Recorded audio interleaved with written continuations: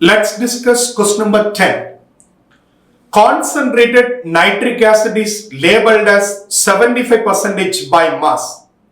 The volume in ml of the solution which contains 30 gram of nitric acid is.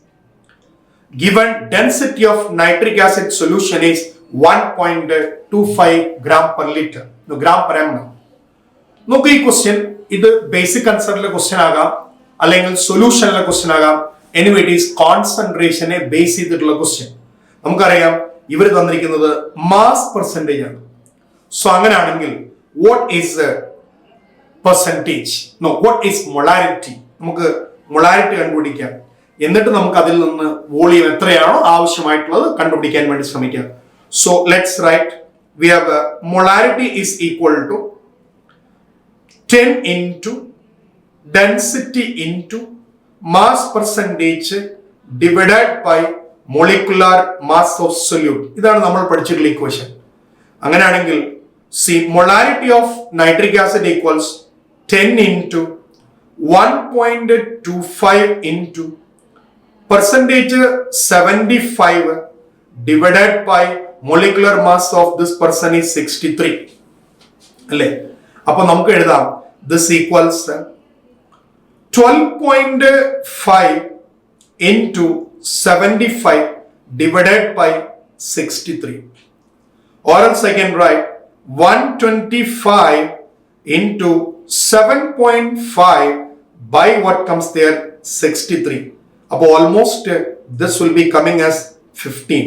അപ്പോൾ molarity of HNO3 എത്രയാണ്? 15 ആണ്. ഇനി നമുക്ക് ആവശ്യമായിട്ടുള്ള ക്വസ്റ്റ്യനിലേക്ക് പോകാം.